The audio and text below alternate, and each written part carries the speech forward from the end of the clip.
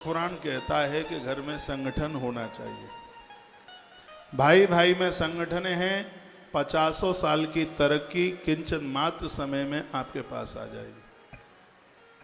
जब इनमें झगड़े हैं, इनमें विखंडन है, तो घर की बरकत चली जाएगी। नहीं बनती है घर में बहुओं को, चूल्हा चौका अलग हो गया, कोई फर्क नहीं पड़ता। भाइयों को चाहिए वो दिल से, वो हृदय से अलग ना हो।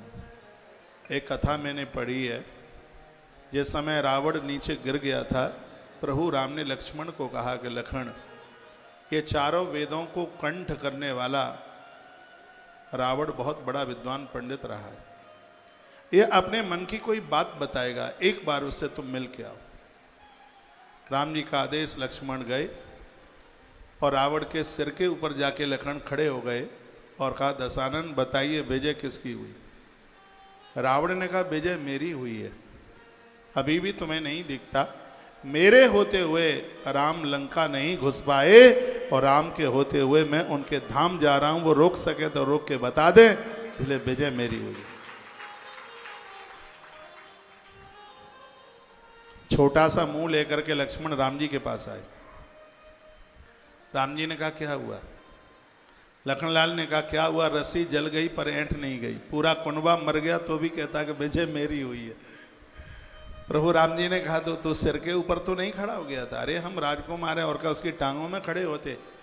राम जी ने कहा, आखिर में तो पुलस्त का नाती है, विश्रवा का बेटा है, उसके पामों की तरफ, चरणों की तरफ खड़े होकर के उसको पूछना, हृदय की बात बताएगा।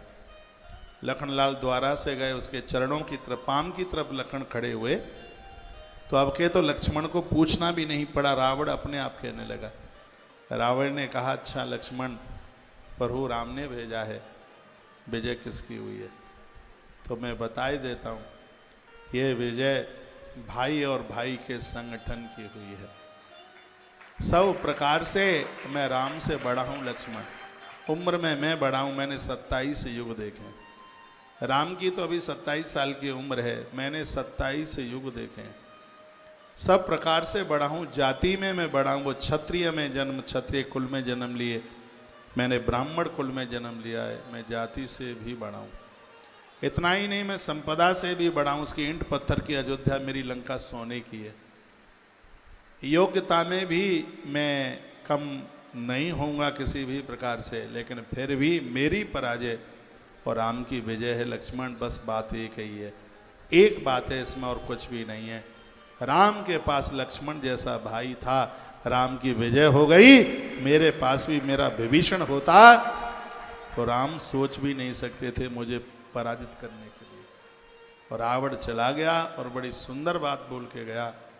वो कहता है कि जिसकी चारपाई से काल बना हुआ हो, जिसके घर में इंद्र पानी भरता हो, जिसके घर में पवन झाड़ू लगाता हो, ऐसा रावण का बोलबाला, लेकिन वह भी उसके हाथों से परास्त हो जाता है जिसके पास भाई और भाई का संगठन होता है।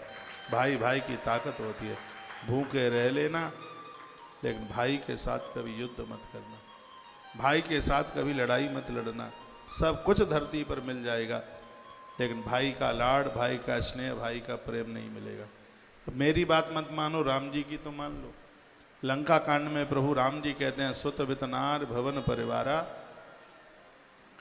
सुत बितनार भवन परिवारा, होई जाए जग बारही बारा। आप भाई भाई अलग क्यों हो जाते हैं? बच्चों की वजह से होते हैं। बुरा मत मानिए, पत्नी की वजह से होते हैं।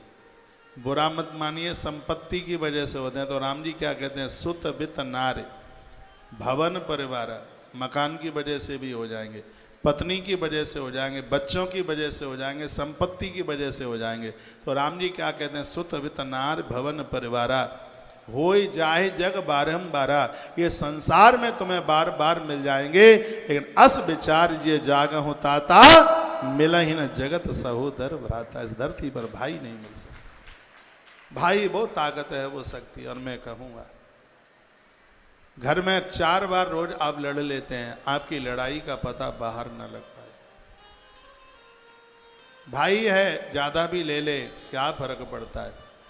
जब तक मम्मी पापा जिंदे हैं, जीवित हैं, तब तक अलग होना क्या, सोचना भी मत। यदि बनती नहीं है, घर में ज़्यादा कलह होता है, झगड़े होते हैं, घर की स्त्रियां आपस में लड़ती हैं, तो मैं निवेदन करूंगा बंटवारा भी आप करें तो किसी बाहरी व्यक्ति को मत बुलाइएगा, आपस में बैठ जाइए। बंटवारे में माता पिता हों, आप हों, और घर वालियों को तो धोखे से भी मत बैठाना। ज़्यादा भी मिल जाएगा तो भी ये बंटवारे को संभलने नहीं देंगे, पंच पंच पंच पंच करेंगे। एक चौथी बात मैं निवेदन करना चाहूँगा, वो ये है, जब आपका बंटवारा हिस्सा बांट हो रहा है, मेरी तरफ क्यों नहीं देख रहे हैं आप, इधर देखिए। क्या हम इतने बेकार हैं, देखने के लायक नहीं है? जब हम आपको देख रहे हैं तो आप हमें देखो। फिर जिस दिन आप बंटवारा होता है, आग्रह पूर्वक यह मेरा निवेदन होगा, उस दिन एक बात आपस में जरूर बोलिएगा। भाई भाई गले से मिले, और बंटवारे के समय पर भाई रो पड़ते हैं, वो व्यवस्था होती है, कोई अलग होना नहीं चाहता, कुछ परिस्थितियां हो जाती हैं, आदमी टूट जाता है। मैंने 2 भाई के बंटवारों को मैंने देखा है। जिस समय वो बांट हो रहा था, एक भाई दूसरे भाई के गले से लग करके बोल रहा था, भैया आज हम संपत्ति बांटने के लिए यहाँ नहीं बैठे हैं, पैसा तो हम 20 नाखूनों से कमाएंगे, आज हम एक दूसरे का दुख बांटने के लिए हम यहाँ बैठे हैं। और मैं सौगंध खाता हूँ माता पिता के चरणों की कि तेरे बच्चे तेरा संग छोड़ देंगे, लेकिन तेरा भाई तेरा संग नहीं छोड़ेगा। रात के 12 बजे भी तू बुलाएगा तो तेरी चारपाई के बगल में खड़ा हुआ मैं मिलूंगा। भाई को भुजा कहा गया है। ऊपर कोई लाठी का प्रहार करता है तो हाथ आगे उठ जाते हैं, और हाथ कहते हैं कि पहले हमें तोड़ो, खोपड़ी को बाद में फोड़ो, और जब तक हाथ सलामत हैं तब तक शरीर के ऊपर हाथ प्रहार नहीं होने देते। यही भाई की स्थिति है। आप में बड़े बड़भाग्य भाग्यशाली है वो है लोग जिनके पास भाई है। भाई पुण्यों से मिलता है, ऐसे नहीं मिल जाता। जो इकलौते हैं वो मेरे पास में बैठे हैं और वो रोते हैं, कहते हैं क्या बताएं, हमारे पास तो हमारा कोई भाई ही नहीं है, जो हमें दादा कहता, जो हमें भैया कहता, हमारे पास में दूसरा है ही नहीं। ये धरती की सबसे बड़ी शक्ति है। अरे भाई भाई में संगठन होता है तो कौरव 100 5 पांडवों के सामने परास्त हो जाते हैं। भाई भाई की तो एक बहुत बड़ी ताकत है, एक बहुत बड़ी शक्ति है। लेकिन ऐसा नहीं होता कि एक भाई अपनी तरफ से बनाता रहे और दूसरा कुछ समझे ही नहीं। आज ही के प्रवचन में मैंने बोला है, बड़े भाई को पिता की तरह मानिए और छोटे भाई को पुत्र की तरह, पुत्र से ज्यादा मानिए। जिसके घर में कलह नहीं होता, कुबेर का भंडार खाली हो सकता है, लेकिन उन लोगों का घर कभी खाली नहीं होता। उनके घर में बरकत होती। भाई भाई 24 घंटे में एक बार तो रोज मिल ही ले, आमने सामने एक दूसरे से राम राम कर लें। बड़ा है तो चरण छू लें, छोटा है तो कंठ से लगा करके दुलार कर लें। ये सब पुण्य से मिलता है, ये सब भाग्य से मिलता है। और आज के समय में तो ये असंभव जैसा लगता है। मकान दूसरा ऐसी जगह लेते हैं कि भैया की परछाई ही ना पड़ जाए। और बहुत आनंद के साथ ये मैं कहूँगा, तुम भाई लोगों का आपस में संगठन है तो बकन में दुकानदार आपसे कांपता है, आपसे भयभीत होता है, पड़ोसी को आपसे भय लगता है, आपसे डर लगता है। ऐसा बताते हैं कि जिस रास्ते पर पांडव चलते थे उस रास्ते को दुश्मन खाली कर देते थे पहले से, आगे मत पड़ जाना, 5 पांडव आ रहे थे। इन भाइयों में इतना संगठन था। लेकिन धिक्कार उनके लिए कोर्ट कचहरी में जिनके एक सनौफ के द्वारा जिनके नामों को उच्चारण किया जाता है। छोटा है ज़्यादा ले लिया क्या फर्क पड़ता है, बड़ा है ज़्यादा ले लिया तो क्या फर्क पड़ता है। ब्लड तो आपका है, खून आपका है, रिश्ता आपका है, परिवार आपका है। ये और बाजार में इतना पैसा मारा जाता है, लोग खा जाते हैं, वापस नहीं देते, उससे तो ज़्यादा बढ़िया ही अपना तो है। ये पराया क्या है, ये भतीजा बेटा नहीं, बेटे से ज़्यादा होता। हमने पढ़ा है चाचा भतीजा, बड़े पापा और भतीजे का लाड़। आला उदल की कथा पढ़ लेना, रो पड़ोगे, आंखें आंसू बंद नहीं होंगे, जिसमें चाचा और भतीजे के कुछ प्रेम का व्याख्यान किया गया। भतीजे को अपने पापा से भी ज़्यादा भरोसा चाचा और बड़े पापा के ऊपर होता है। वो जानता है कि पापा मना कर देगा, लेकिन मेरा चाचू और मेरे बड़े पापा मना नहीं करेंगे। मैं कह दूंगा तो वो मुझे पढ़ाने को तैयार हो जाएंगे, मेरी व्यवस्था कर देंगे। उसको इतना भरोसा होता है। वो लोग कैसे हैं जो ऐसे पक्षपाती बन जाते हैं?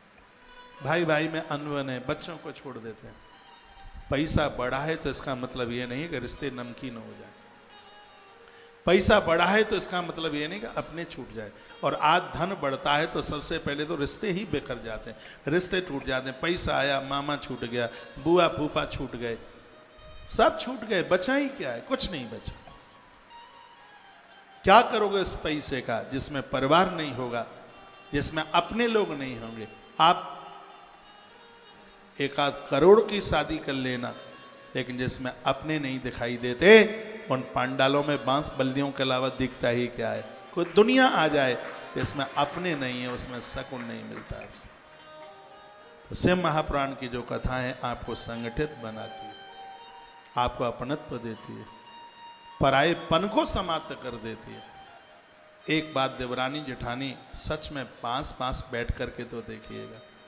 वृंदावन आपके हैदराबाद में उतर के आ जाए। वृंदावन क्या है? प्रेम जहाँ है उसे वृंदावन कहते हैं, करुणा है उसे काशी कहते हैं, और सत्य है उसे अयोध्या कहते हैं। ये तीन स्थान बड़े अद्भुत हैं, काशी, अयोध्या और मथुरा।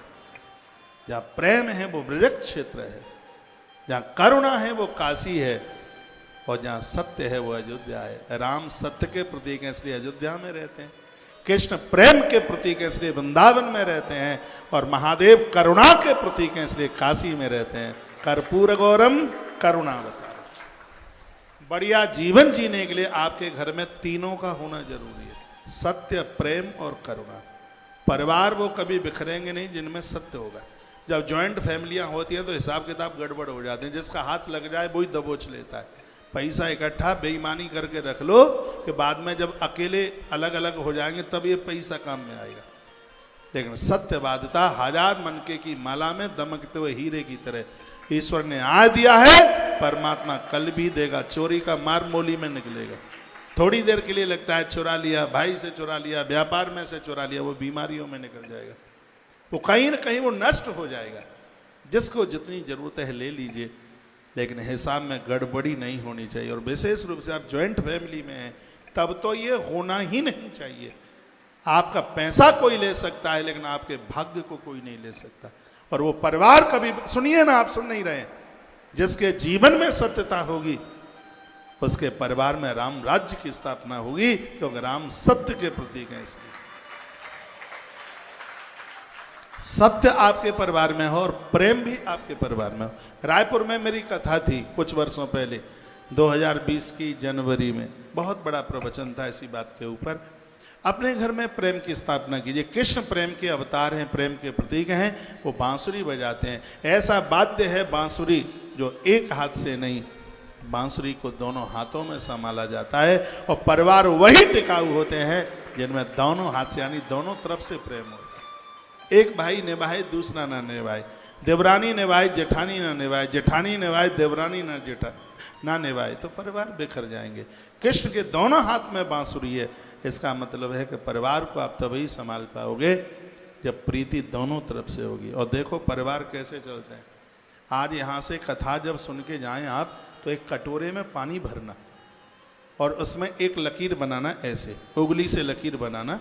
आप देखेंगे पानी के ऊपर लकीर आगे बनती जाती है और संग ही संग पीछे मिटती जाती है। जैसे पानी में लकीर टिकती नहीं है, मिटती है, परिवार में भी किसी ने जो कुछ कह दिया वो टिकना नहीं चाहिए, वो मिटना चाहिए।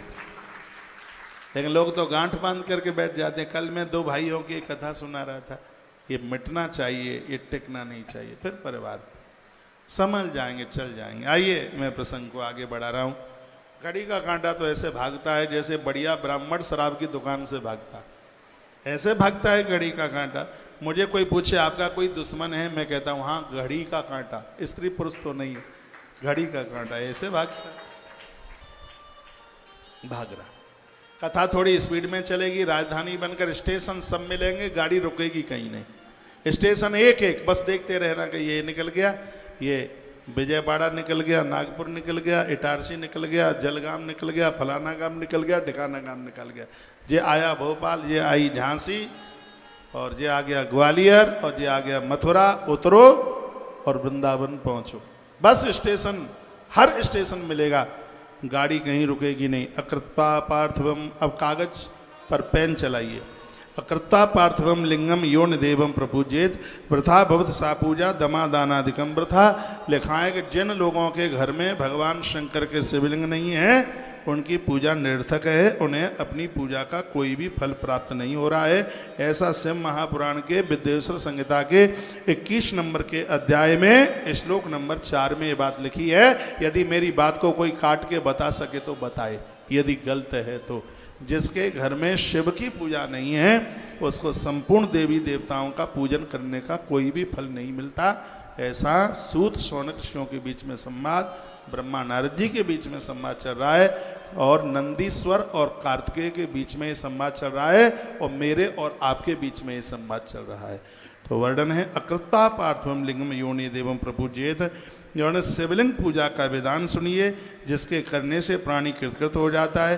बिना पार्थिव लिंग की पूजा किए ही जो अन्य देवताओं की पूजा करता है उनकी सारी पूजाएं निष्फल। जो बिना भगवान शिव की पूजा किए बिना जिनको पूजा, उन्हें पूजा का कुछ भी प्राप्त नहीं होता, ऐसा वर्णन किया गया है। इसलिए आप सबके घर में भगवान शिव हों। विद्यार्थी पुरुष प्रीति पूर्वक सहस पार्थिव 1000 शिवलिंग मिट्टी के बनाने से बच्चों के पास में विद्या चल करके आ जाती है, इसमें कोई संशय वाली बात नहीं है। 1000 श्रावण का महीना है, बच्चों से 1000 मिट्टी के शिवलिंग बनाकर उनका पूजन करा के जल में उसको प्रवाहित कर दिया जावे तो इससे विद्या की प्राप्ति होती है, इससे विद्या प्राप्त होती है। वर्णन किया गया है धन की इच्छा चाहने वाले लोगों को पूरे सावन के महीने में 500 शिवलिंग पर डे बनाने चाहिए, एक परात में आ जाए पूरा का पूरा। आप देखो आपका कारोबार चलेगा नहीं, दौड़ेगा, आपकी नौकरी में प्रमोशन होगा, आपके घर में हर प्रकार से बरकत होगी। और मैं कहूँगा कि अब मिट्टी के शिवलिंग नहीं बना सकते हैं तो एक उपाय इस ग्रंथ में और वर्णन है। बाणासुर रोजाना बहुत शिवलिंग बनाता था और नर्मदा मैया में वो उसको प्रवाहित करता। एक दिन शंकर जी इतने प्रसन्न हो गए कि नर्मदा के किनारे पर प्रकट हो गए और बाणासुर को कहा कि वरदान मांग क्या चाहिए। उसकी आंख में आंसू आ गए और वो कहने लगा, बाबा यदि आप हमारे ऊपर प्रसन्न हैं तो मिट्टी के मैंने जितने भी शिवलिंग बनाए हैं इन सबको पाषाण का बना दो, पत्थर का बना दो, यह कृपा कर दो। शंकर जी ने कहा ऐसा ही होगा, नर्मदा के जल में तुम्हारे द्वारा बनाए गए जितने भी शिवलिंग हैं मिट्टी के वो आज से सब नर्मदेश्वर के रूप में प्रकट हो जाएंगे। तो ये जो नर्मदेश्वर जो शिवलिंग है ये मिट्टी के शिवलिंग में से ही भगवान शिव के वरदान के द्वारा वो पाषाण में हो गए हैं। और जो नर्मदेश्वर भगवान का नित्य पूजन करते हैं उन्हें पार्थिव पूजा का ही फल प्राप्त होता है। ऐसा शिव महापुराण के विद्वेश्वर संहिता के 21 नंबर के अध्याय में इस बात का वर्णन किया गया है। उन्हें पार्थिव पूजा का ही उन्हें पुण्य फल प्राप्त होता है। तो कितने शिवलिंग, अब ये भी आप सुन लीजिएगा, मिट्टी के नहीं बना सकते हो तो नर्मदेश्वर के ऊपर आप जरूर पूजन कीजिए। धन को चाहने वाले लोगों को 500 शिवलिंग रोजाना, पुत्र चाहने वाले लोगों को 1500 शिवलिंग, 1500 शिवलिंग सावन के महीने में प्रत्येक दिन बनाना चाहिए। वर्णन इस ग्रंथ में किया गया। मोक्ष के चाहने वाला व्यक्ति, उसके लिए भी वर्णन किया गया है मुक्ति। यहाँ तक तो इसमें तो 1.25 करोड़ शिवलिंग का भी वर्णन किया। भूमि चाहने वाला व्यक्ति भी 1000 शिवलिंग, जिनको प्लॉट, मकान के लिए प्लॉट चाहिए और व्यवस्था नहीं बन रही है, कोई अड़चन आ जाती है, तो 1000 शिवलिंग पूरा 2 महीने तक बनाइए। मिट्टी के नहीं बना सकते हो तो ऐसा संकल्प लेकर, हे भोलेनाथ ये हम पूरा 2 महीना ये अभिषेक कर रहे हैं, आप हमें एक मकान दे दीजिए, हमें एक प्लॉट दे दीजिए, कृपा कर दीजिए। तो 1500 शिवलिंग पर डे वो नहीं बन सकता है तो नर्मदेश्वर भगवान के ऊपर पूजन कीजिए। शंकर जी की कृपा चाहने वाले व्यक्ति को 3000 शिवलिंग किसी तीर्थ में जाकर के रोज बनाने चाहिए। ग्रंथ तो यह कहता है एक दिन ऐसे आएगा जैसे पापा बेटे के आगे खड़ा हो जाता है, भगवान महादेव अपने भक्त के सन्मुख ऐसे आके खड़े हो जाएंगे। 3000 शिवलिंग, कोई ज़्यादा नहीं है, 3000 शिवलिंग उन्हें बनाया जावे और उनकी पूजा की जावे। और तत्पश्चात कहा गया कि संसार की वस्तुओं को चाहने वाला व्यक्ति 2000 शिवलिंग रोज बनावे। पुत्रार्थी सार्ध शास्त्रम, वस्त्रार्थी शतपंचकम, मोक्षार्थी कोटिगुणतम, भूकाम शेषरम, दयार्थी चतुशास्त्रम, तीर्थार्थी द्विसहस्रकम, श्वेत कामी शास्त्रम, वश्यार्थी शतष्टकम।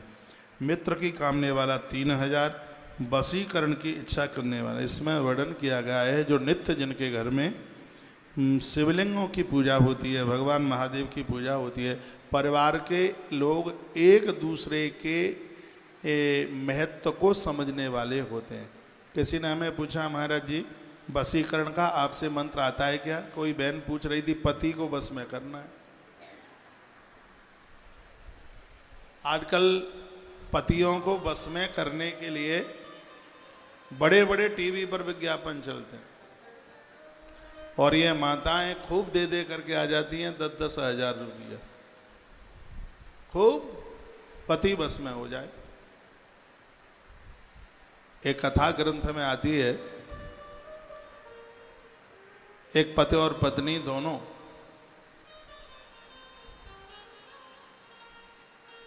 पति किसी पराई नारी के साथ संबंध बनाए हुए था, तो स्त्री वो बड़ी दुखी थी। उसने अपनी किसी सहेली का साथ किया तो उसने कहा यहाँ से 10 कोस दूर एक सन्यासिनी रहती है, वो एक ऐसी दवाई देती है जिससे पति बस में हो जाता है। और वो चली गई अपनी चूड़ी वगैरह बेच बाच करके और वो मोटा सा पैसा उस स्त्री को दे आई। उसने कुछ चूरण बूरण सा बना बुनू करके दे दिया और कहा दूध में डालकर उसे पिला देना, वो तेरे बस में हो जाएगा। वो आई और उसने दूध में डालकर उसे पिला दिया और पीते ही उसके पूरे शरीर में कुष्ठ हो गया, उसकी सुंदरता उसकी समाप्त हो गई। वर्णन किया जाता है उसके शरीर में कीड़ा पड़ गए, वो इतना परेशान था। ग्रंथ में वर्णन किया गया है समय आने पर उस स्त्री की मृत्यु हुई, मर करके वह ऊपर के लोकों में गई। उसका खाता बही खाता देखा गया। चित्रगुप्त सबरा हिसाब रखते हैं, उन्होंने क्या कहा?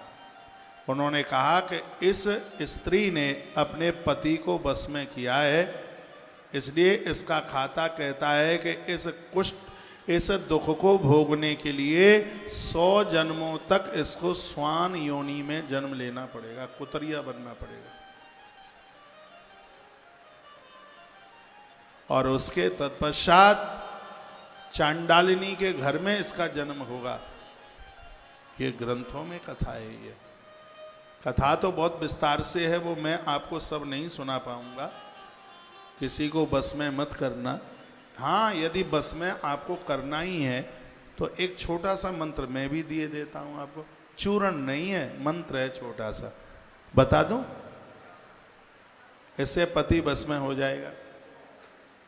और इस मंत्र को सुनकर आप तालियां जरूर बजाओगी, मुझे पता है। वो मंत्र ये है कि बसीकरण एक मंत्र है, तज दे बचन कठोर। जो तुम्हारी वाणी में कठोरपन है उसको त्याग दो, वाणी को सहज कर लो, पति तो बस में होगा ही, पूरी दुनिया बस में हो जाएगी, भगवान बस में। कठोरपना को त्याग दीजिए। क्या दुनिया को बस में करना है? स्त्री और पुरुष, ये पुरुष लोग भी दाढ़ी मूंछ वाले ये भी कम नहीं पड़ते। ये भी घर में आते हैं तो गालियां देते देते बच्चे तो घुस जाते हैं कमरे, मम्मी मम्मी यमराज आया। जीवन जीने का ढंग थोड़ा सा अपने आप का परिवर्तन कर लीजिए, आनंद हो जाएगा। जैसे ग्रंथ में दारिद्र्य पंच शास्त्र आयुतम सर्व कामदम, मिट्टी के 5000 शिवलिंग जिसने बना लिए हैं उसके जीवन की दरिद्रता खत्म हो जाएगी। चौराध संगठे के हम पार्थिवानाम सतद्वयम, 200 शिवलिंग रोज बना करके जिसने 1 महीने महादेव की पूजा कर ली है उसके घर में कभी चोरी डकैती नहीं हो सकती, उसके घर के कभी ताले नहीं टूट सकते। शिव महापुराण इसके लिए गवाही है महाराज, प्रमाणित ग्रंथ है।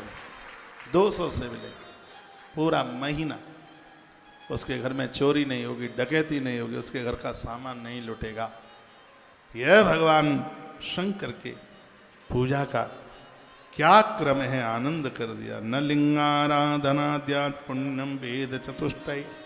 लिखा है चारों वेदों में एक भी वेद ऐसा नहीं है जिसमें शिवलिंग पूजा की बात न कही गई।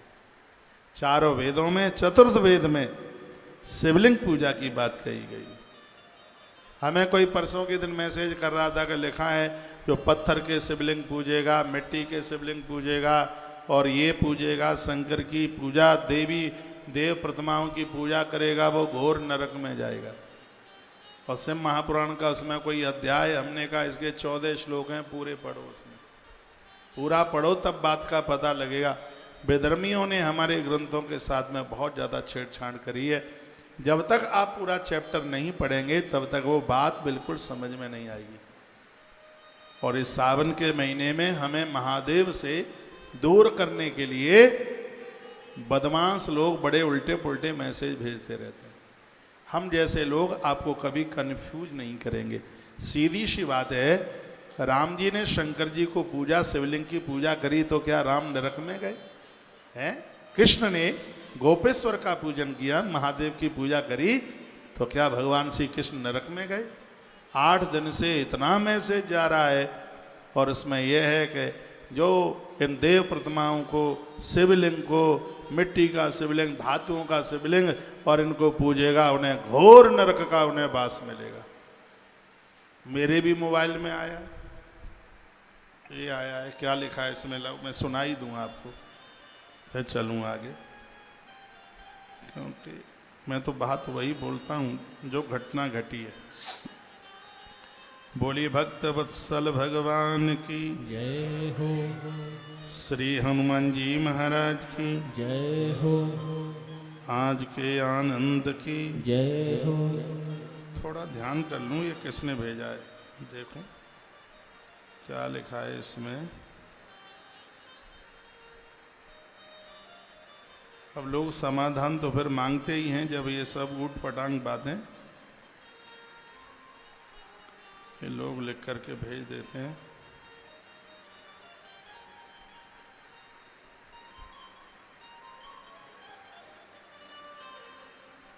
कहाँ चला गया? हाँ, ये डिलीट कर दिया, जिसने भेजा है उसने डिलीट कर दिया। इन्होंने समाधान मांगा, फिर हमने भी उनको, हाँ एक मैसेज और पढ़ा इसमें, क्या लिखा है इसमें, इसमें लिखा है मूर्खम लोग मूर्ति को ईश्वर, मूर्ख लोग मूर्ति को ईश्वर समझते हैं। मृक्षला धातुर्दाध्यादि मूर्ताहत ईश्वर युद्धया क्लश्यंती ही पसा मूढ़ा परा शांति न जानते थे। लिखा है वह लोग मूर्ख हैं जो लोग मिट्टी के, पत्थर के, धातु के और लकड़ी के मूर्तियों को ईश्वर समझते हैं और इनकी पूजा करते हैं। मूर्ति की पूजा करने वाले लोगों को कभी शांति की प्राप्ति नहीं हो सकती। ये इन्होंने इसमें लिख करके भेज दिया है। मैं आपको निवेदन करना चाहूँगा, आजकल प्रेस से प्रिंट निकालने में और ग्रंथ का नाम उसमें लिखने में कोई देर नहीं लगती। ये सब बेदर्मियों का काम है। हम लोगों ने भी खूब शिव महापुराण की कथा कही है और सुनी है, तो इन सब बातों के ऊपर भरोसा बिल्कुल भी मत कीजिए। सीधी सी बात है, यदि प्रभु राम रामेश्वर की पूजा करते हैं तो हम भी महादेव की पूजा करेंगे। तो राम हमारे ईश्वर है ना। जल में तीर्थ वह मिट्टी, देखा है क्या लिखा है, जल में तीर्थ में ये देवता, मिट्टी के बनाए गए देवता, ये कभी ईश्वर नहीं हो सकते। न यामा तीर्थानी न देवा मृक्षला में, जो मिट्टी का है, पत्थर का है, वो काय का देवता हो सकता है। ये भी याद रखिएगा, ये बनावटी बात नहीं है, प्रमाणित बात है। राजस्थान की मेड़ता की मीरा जिस समय वो द्वारका की यात्रा के लिए गई थी, समुद्र में बीच टापू पर बनी हुई श्री द्वारका, जिसकी आकृति शंख जैसी है, बिल्कुल बिल्कुल शंख नुमा है वो द्वारका, जिसे भेंट द्वारका कहते हैं। और मीराबाई ये समय नृत्य कर रही थी और उसके मुख से एक शब्द ऐसा निकला था जिसमें प्रतिमा द्रवीभूत हो गई, और वो शब्द ये था, मेरो तो गिरधर गोपाल दूसरो ना कोई। जिस समय मीरा के मुख से ये बात निकली, पत्थर की प्रतिमा में से भुजाएं निकल करके आगे आईं। उन भुजाओं ने मीरा को उठाया, अपने अंक में भरा। पुजारी ने कहा, मैंने भुजाएं निकलते हुए देखा, मीरा को उठाते हुए देखा, और भगवान ने मीरा को अपने विग्रह से लगाया, और देखते देखते मीरा कब भगवान के विग्रह में समाहित हो गई है पता ही नहीं। तो हमें अपनी श्रद्धा से कमजोर करने में ये उत्पाती लोग कमी नहीं छोड़ते। सीधी सी बात है, यदि हमारे राम कृष्ण ने महादेव को पूजा है, देव प्रतिमाओं को पूजा है, तो हम क्यों ना पूजें। एक तरफ लिखा है कि इसमें ये किसी ने लिख करके भेजा है कि ये प्रतिमाओं को पूजोगे वो मूर्ख होंगे, उनका कल्याण होगा, उन्हें नरक मिलेगा। तो ये भी तो कथा आपसे पुरानी की सुन रहे हैं, जिसमें लिखा है कि 500 शिवलिंग पूजोगे तो उसका फल ये है, 200 पूजोगे तो उसका फल ये है, 5000 पूजोगे तो उसका ये फल है। तो वो भी तो इसी ग्रंथ में लिखा है। भगवान व्यास दो तरह की बात नहीं लिख सकते कि हमारे धर्म से छेड़छाड़ी करने के लिए ये दूसरे जो लोग हैं बड़ी खुरापाती करते हैं। आजकल तो बड़ा एक बवंडर चल रहा है कि रामायण में से ये निकाल दो, ये निकाल दो। वो टीवी पर आप भी सुनते रहे होंगे। ऐसा लगता है कि ये लोग तो तुलसीदास के कक्का हैं विद्वता में, तुलसीदास जी से बुलंदा ऊपर है। और मैं निवेदन करना चाहूँगा, बाबा तुलसी ने जो भी लिखा है वो सब मर्यादित लिखा है, और बजरंग बली हनुमंत लाल जी के साक्षी में लिखा है। जितनी चौपाई लिखी है बजरंग बली सामने बैठे हुए, हनुमान जी की साक्षी में सब कुछ लिखा गया है, और महादेव की प्रेरणा से लिखा गया है। इसलिए रामचरितमानस जैसे महान ग्रंथ में कुछ भी निकालने के लायक नहीं है। उसकी चौपाइयाँ तो अपने आप में मंत्र है। चारों वेदों में लिंगार्चन की बात कही गई है। कहा गया कि लिंगार्चन बहुत बड़ी पूजा है। लिंग अर्चे चिरम सर्वम जगत स्थावर जंगमम, धरती का कण कण जो भी कुछ है धरती पर वो सब शिवलिंग में समाहित है। वेदिका नाम द्विजानाम च पूजा वैदिक मार्गत है। भगवान शंकर की जो पूजा है वैदिक विधि से कीजिए। ददीची गौतमादीना, ददीची गौतम आदि महापुरुषों ने बड़ी श्रद्धा के साथ में भगवान महादेव का पूजन किया है, भगवान शिव को पूजा है। ऐसे भगवान शिव के चरणों में हम और आप वंदन करते हैं, प्रणाम करते हैं। भगवान शंकर बेलपत्र से बहुत प्रसन्न होते हैं, तो भगवान शंकर रुद्राक्ष से भी बहुत ज़्यादा प्रसन्न होते हैं। सौनक ऋषियों ने महात्मा शिव जी को पूछा, आपके मुख से रुद्राक्ष की बात निकली है, तो हम आपसे सुनना चाहते हैं कि आप हमें रुद्राक्ष का महात्म्य सुना दें। रुद्राक्ष की महिमा बड़ी अद्भुत है, सुन लीजिए इसको। कितने रुद्राक्ष लोग पहन सकते हैं, सब बातों का वर्णन किया गया है। शिव भवानी को रुद्राक्ष की महिमा सुना। पार्वती ने पूछा था रुद्राक्ष के बारे में, तो सबसे पहले तो मैं रुद्राक्ष की उत्पत्ति आपको बता दूं। भगवान शंकर समाधि में थे, लंबे समय तक समाधि में रहे। तो जब उनकी आंखें खुली तो भजनानंदियों को देख करके प्रसन्न हुए, अपराधियों को देख करके दुखित हुए। तो उनकी दोनों आंखों में से आंसू निकले, बाईं आंख में से आंसू निकले। उससे बैतरणी नाम की नदी बनके तैयार हो गई। जो लोग शराब पीते हैं, उल्टा पुल्टा काम करते हैं, उनको वैतरणी नाम की नदी में फेंक दिया जाता है। उस वैतरणी से पार होने के लिए गौदान की जरूरत पड़ती है। बैतरणी नदी बहुत लंबाई चौड़ाई है उसकी। गौ माता अपनी पूंछ का सहारा दे करके बैतरणी से पार कर देती है। एक बेटा माता पिता के ऋण से मुक्त हो जाता है जब वो अपने माँ बाबूजी के लिए गौ दान कर देता है। जीवन में बहुत दानों का वर्णन किया गया है, लेकिन वैतरणी नदी से पार होने के लिए एक ही दान है, जिसका नाम है गौदान।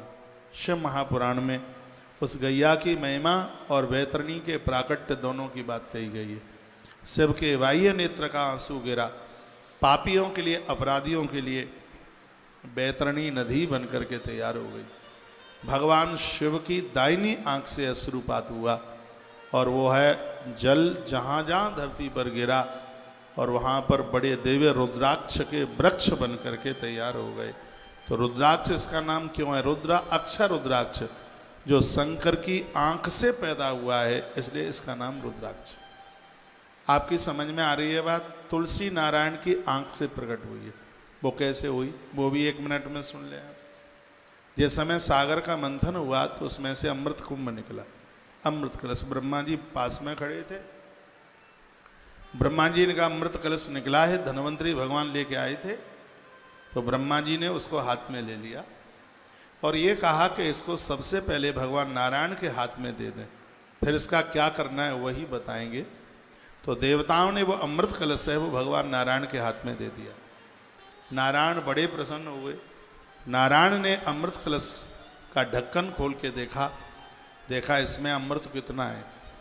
तो जैसे उन्होंने झांक करके देखा, अमृत को देखकर प्रभु इतने प्रसन्न हो गए, उनकी आंख में से प्रसन्नता के आंसू उस कुंभ में गिरे, उस कलश में गिरे।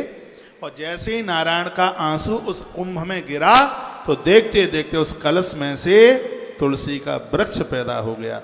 इस तुलसी के वृक्ष को ब्रह्मा ने अपने भवन में रखा। तुलसी की सबसे पहली पूजा विधाता ब्रह्मा ने अपने हाथों से की है। तो नारायण के नेत्र आंसू से तुलसी और महादेव के नेत्र के आंसू से रुद्राक्ष बनकर के तैयार हो गया है। जहाँ जहाँ आंसू गिरा वहाँ पर रुद्राक्ष के पेड़ बनकर के तैयार हो गए। अब भगवान शंकर कहते हैं शृणु देवी महिषानी रुद्राक्ष महिमा शिवे। पूरा रुद्राक्ष महात्म्य लिखने के लायक है। 1 मुखी रुद्राक्ष से लेकर 14 मुखी रुद्राक्ष तक की चर्चा की है इसमें। 14 मुखी से ऊपर के रुद्राक्ष हैं वो मशीन के द्वारा बनाए गए हैं, क्योंकि ग्रंथ में 14 मुखी रुद्राक्ष तक की ही वर्णनता है, इसके ऊपर नहीं है। लेकिन आज के समय में बाजार में 27 मुखी तक रुद्राक्ष मिल रहे हैं, जिसका ग्रंथ में कहीं कोई वर्णन नहीं है। कारोबार है, बहुत बड़ा कारोबार सर। शंख का बड़ा कारोबार, बड़ी बड़ी फैक्ट्रियां लगी हैं।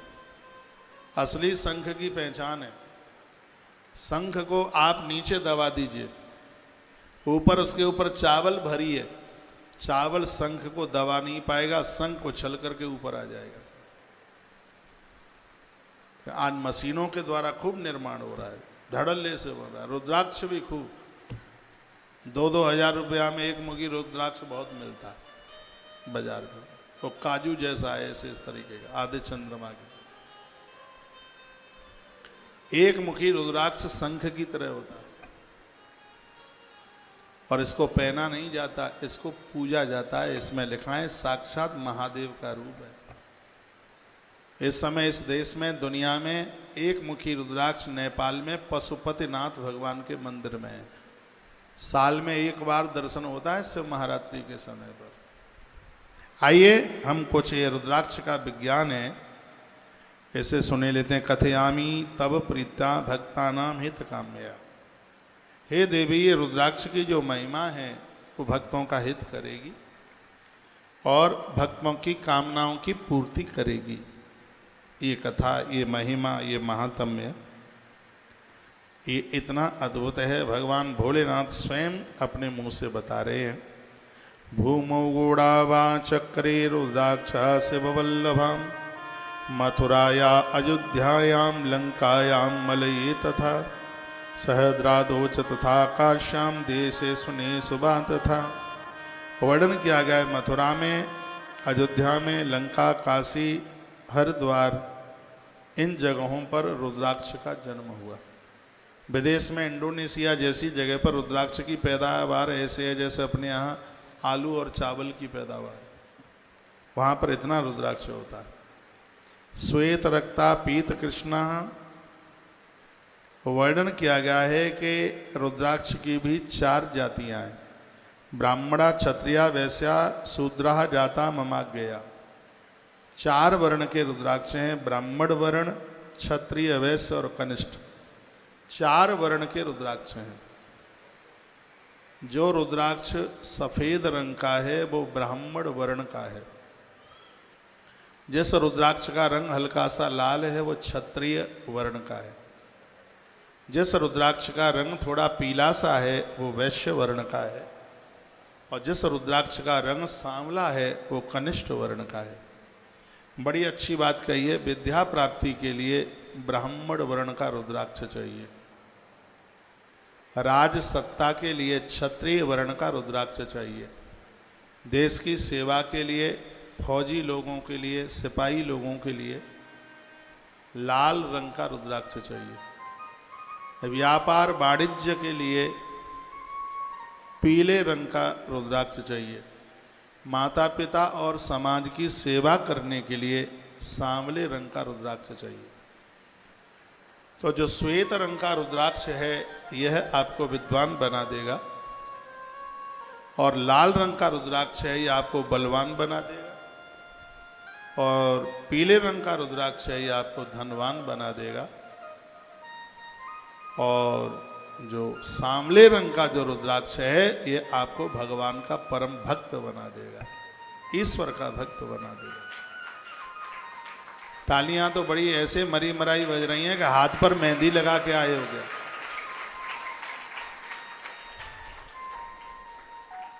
ये 4 वर्ण के ये रुद्राक्ष हैं। यथा यथा लघुस्यादा वै तथा अधिकम फलम प्रदम। रुद्राक्ष जितना छोटे से छोटा होगा उतना ही उसका फल ज्यादा होगा। मोटा रुद्राक्ष है वो सस्ता आता है, और जितना छोटे से छोटा है 0 नंबर का जो रुद्राक्ष है वो सबसे कॉस्टली है। कई हजारों की संख्या में रुद्राक्ष तो इतना महंगा है, एक एक रुद्राक्ष का दाना 20-20 हजार रुपए का है। एक दाना रुद्राक्ष। एक 14 मुखी रुद्राक्ष है, 2019 में 10,500 रुपए का था। अब तो पता नहीं है मुझे, किसी को लेके दिया था 10,500 रुपए का एक दाना। हम यहां से 7 मुखी रुद्राक्ष देते हैं, है यहाँ है? उसकी महिमा अभी सुनेंगे आप। 7 मुखी रुद्राक्ष घोर गरीबी का नाश करता है। घर में धन की बरकत करता है। ये 7 मुखी रुद्राक्ष है। ये जयपुर में लेव पर पास हुआ है, ये इसकी रिपोर्ट लगी है। ये 100% ओरिजिनल है, असली है। गूगल पर इसका रेट देखोगे, इसका रेट 2400 से 2500, 2,500 का एक दाना। 7 मुखी रुद्राक्ष लेव में पास है, 100% है, शुद्ध है। लेव की रिपोर्ट लगी है इसके ऊपर। रुद्राक्ष का विज्ञान बड़ा अद्भुत है। यथा यथा लघु स्याद वै तथा अधिक फलप्रदम। रुद्राक्ष जितना छोटा होगा उतना ही उसका प्रभाव ज्यादा होगा। एक ही कदफलम प्रोक्तम दशाश्वेरधिकम वर्णन रुद्राक्ष धारणम प्रोक्तम पाप नाशन हेतवे। रुद्राक्ष धारण करके पाप नाश न हो ऐसा हो ही नहीं सकता। ये भगवान शंकर गारंटी के साथ बोलते हैं। रुद्राक्ष धारणम प्रोक्तम पाप नाशन हेतवे। भोलेनाथ कहते हैं पार्वती, लोगों के पापों को समाप्त करने के लिए ही मैंने रुद्राक्ष को पैदा किया। आप सनातनी हैं, रुद्राक्ष और तुलसी दोनों पहनी है। दोनों को एक संग पहनने का विधान है। हम पहने हैं दोनों, तुलसी भी पहने हैं, रुद्राक्ष भी पहने हैं। तस्मांच धारणियो वै सर्वार्थ साधनो दुर्लभम। रुद्राक्ष धारण करने वाला व्यक्ति जो सोचता है वही पूरा हो जाता है। बस उसके नियमों का पालन होना चाहिए। रुद्राक्ष धारण करने वाला व्यक्ति ऐसी चीजें कभी नहीं खाता जिसका भोग भगवान को ना लगे। रुद्राक्ष धारण, तुलसी धारण करने वाला व्यक्ति शराब नहीं पीता, मांस मीट नहीं खाता, यहाँ तक कि लहसुन और प्याज का भी वो परहेज करता है। इस नियम के साथ में यदि रुद्राक्ष धारण कर लिया तो शंकर जी क्या कहते हैं, रुद्राक्ष धारणम प्रोक्तम महापातकनाशनम। महापातकनाशनम, बड़े से बड़ा पाप है वह जलकर के समाप्त हो जाता है। 24 नंबर के श्लोक में ऐसा वर्णन है।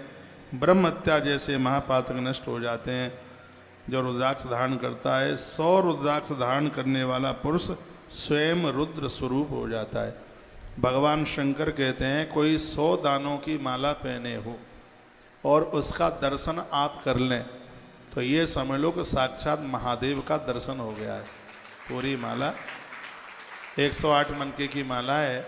इसमें 108 इसलिए होता है कोई खिर जाता है, टूट जाता है, तो उसकी गिनती जब तक 100 दाने तब तक सुरक्षित हैं, तब तक माला खंडित नहीं है।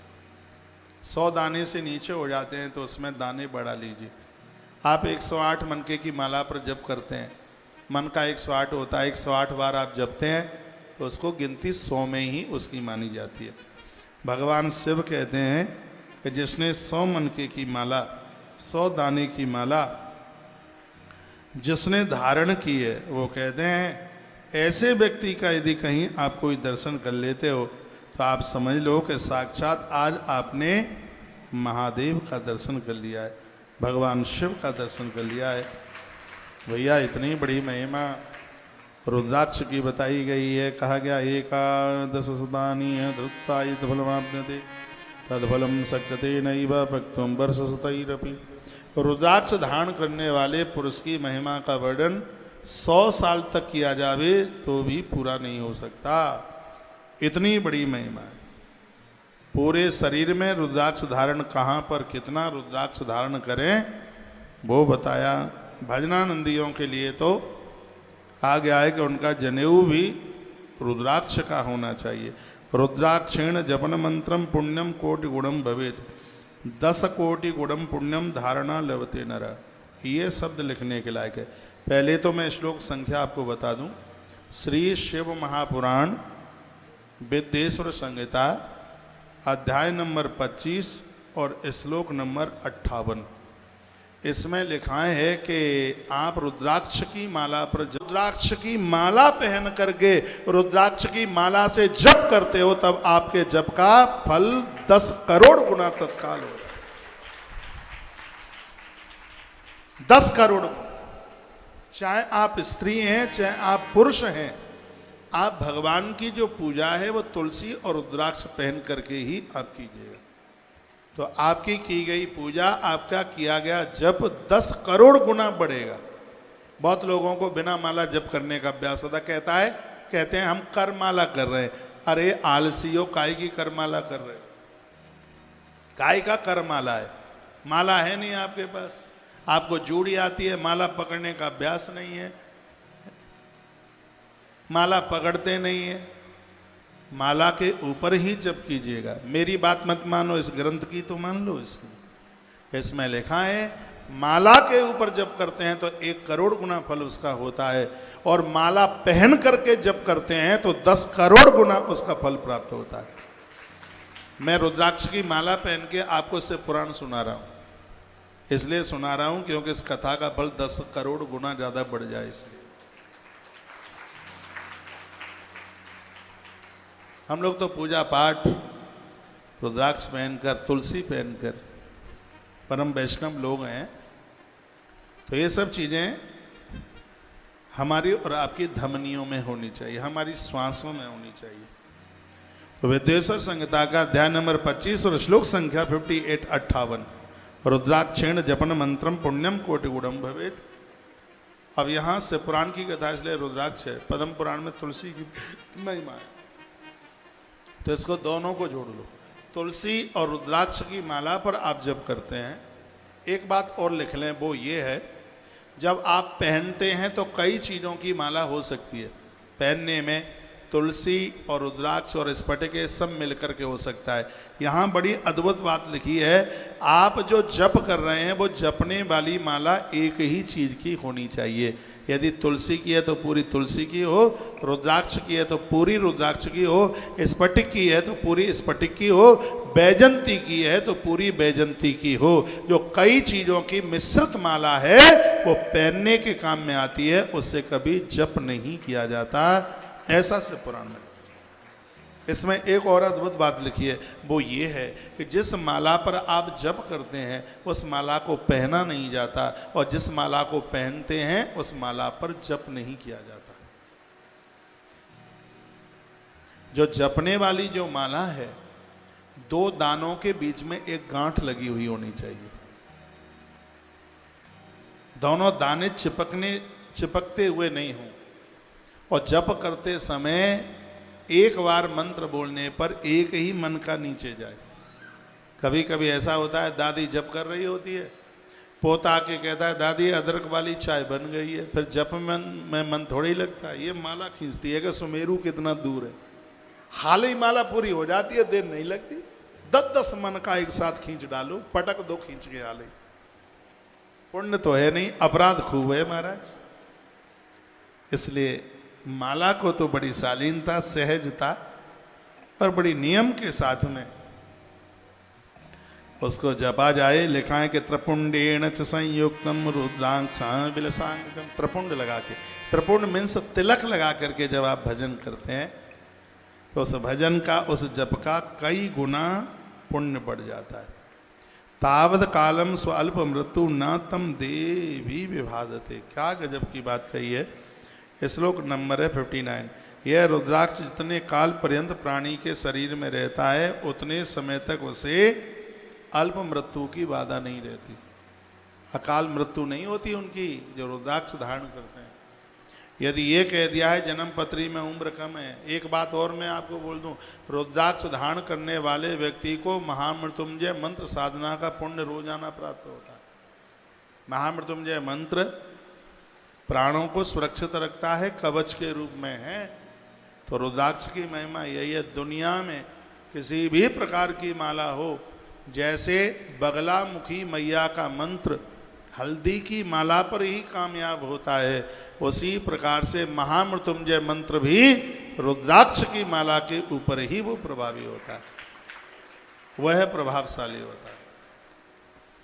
तालियां तो अब के बार आपने कुछ ज्यादा नहीं बजा दी हैं।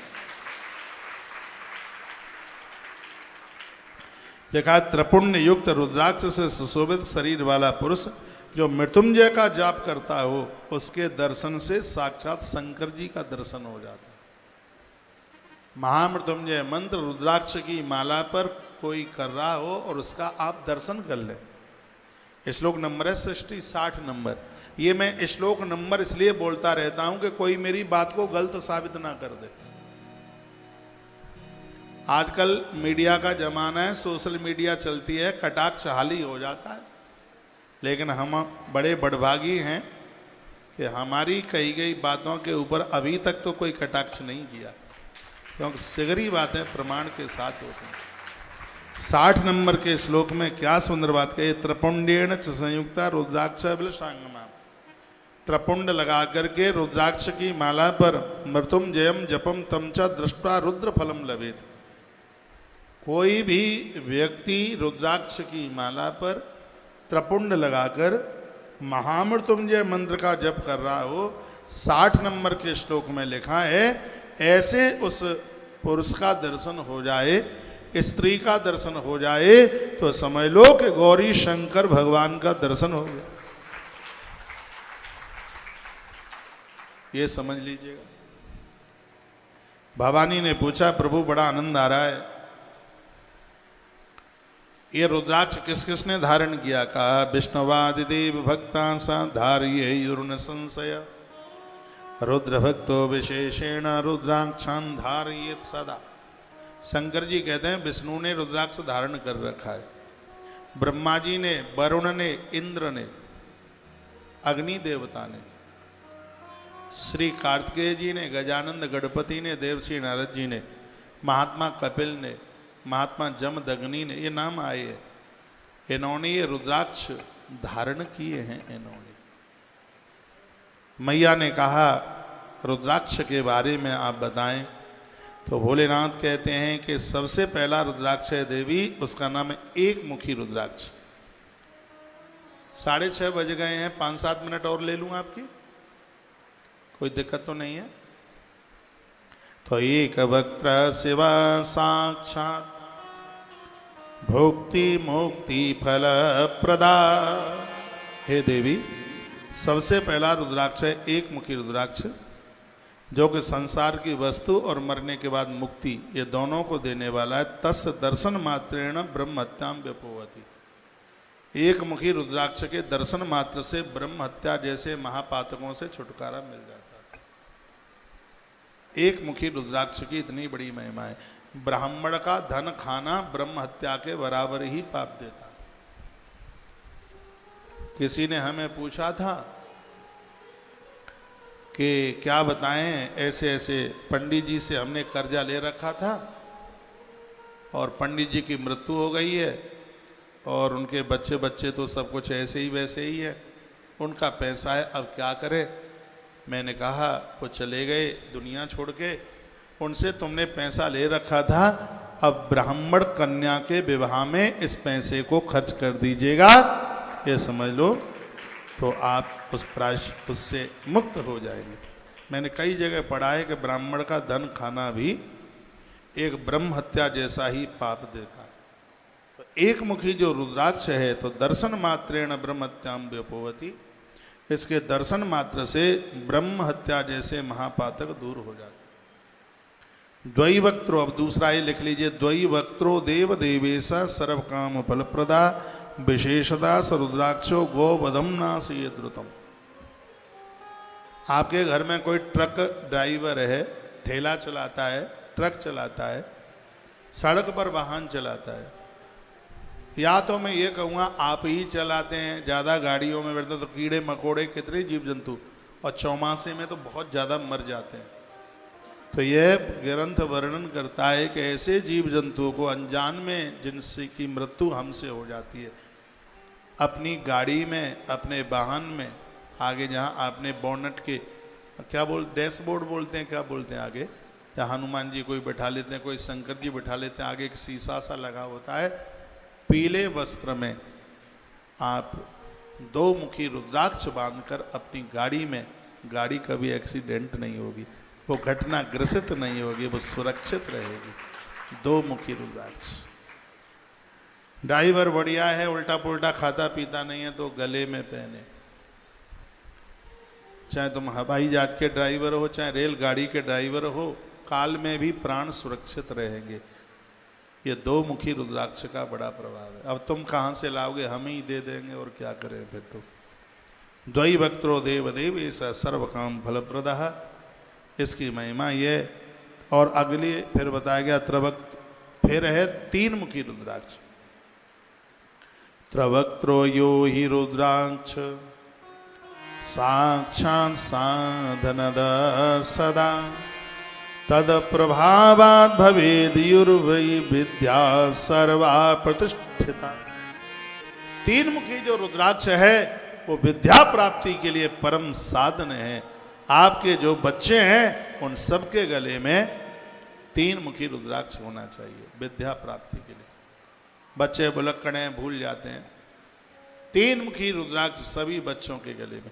ईसाई लोग क्रॉस लटका सकते हैं, हम हिंदुओं के बच्चे गले में रुद्राक्ष क्यों नहीं पहन सकते। स्पष्ट इस ग्रंथ में लिखा है, और इसमें वर्णन है 25 नंबर का अध्याय विद्येश्वरी संहिता, और इसका श्लोक नंबर है 67 लिखा है, त्रवक्त्रो यो रुद्राक्ष साक्षात् साधन सदा तत्प्रभात भयुर्व विद्या सर्वा प्रतिष्ठिता। संपूर्ण विद्या, संपूर्ण जितनी भी हैं विद्याएं, गाड़ी चलाना विद्या है, हवाई जहाज चलाना विद्या है, कंप्यूटर चलाना ये विद्या है, डॉक्टरी विद्या है, ये सब विद्या में ही तो आता है। तो तीन मुखी रुद्राक्ष पहनने वाले लोग, उनके पास में सभी विद्याएं उनके पास चल करके आ जाती हैं।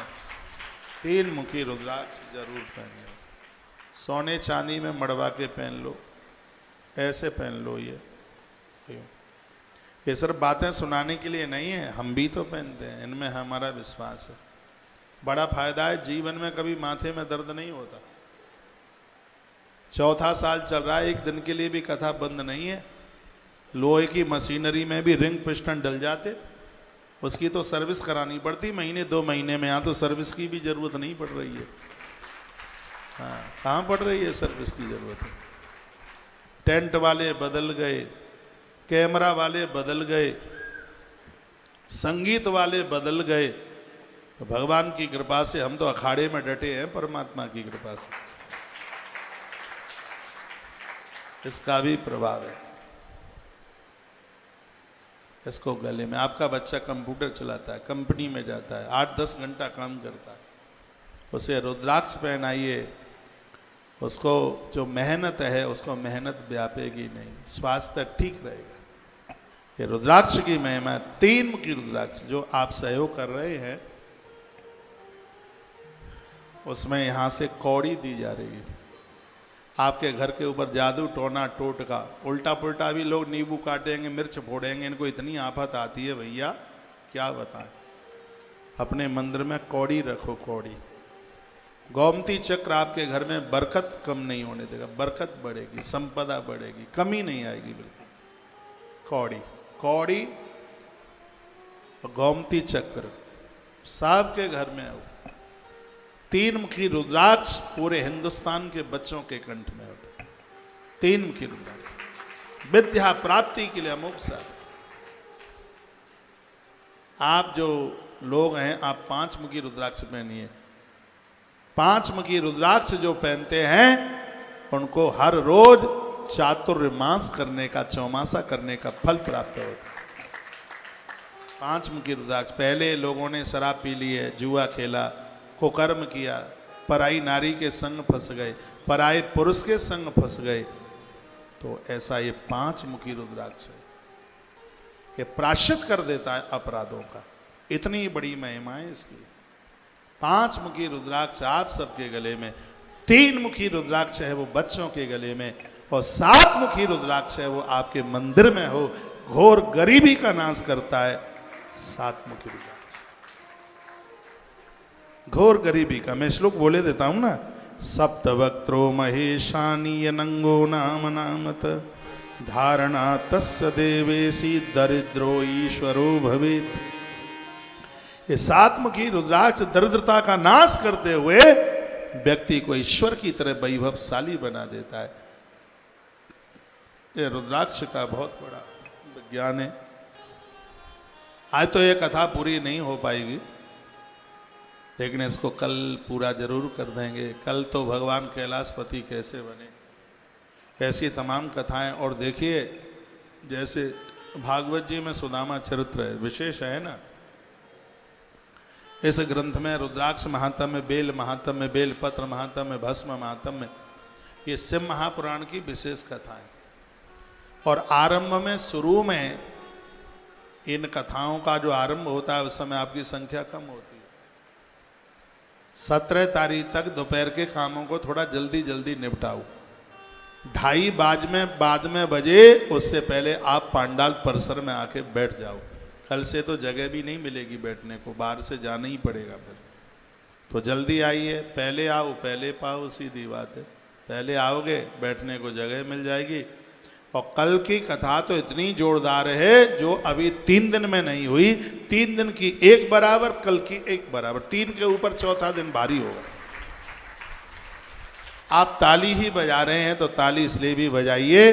कैंसर हॉस्पिटल के लिए गुप्त दान 5,51,000 रुपये आपके ही मध्य में से है। दोनों हाथ उठा के ताली बजाइए।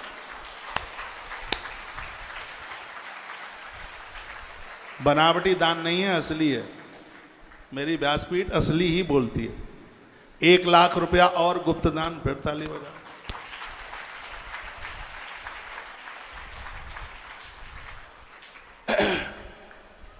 इतनी बड़ी सहयोग राशि देने के बाद भी कहा कि महाराज जी हमारे नाम अनाउंस मत कीजिए, उसको गुप्त रखिए। इसलिए मैंने नाम अनाउंस नहीं किया है। लेकिन 5.5 लाख रुपए का सहयोग किसने किया ये आपको पता लग ही जाएगा, क्योंकि सूर्य का प्रकाश छिपाने से छिपता नहीं।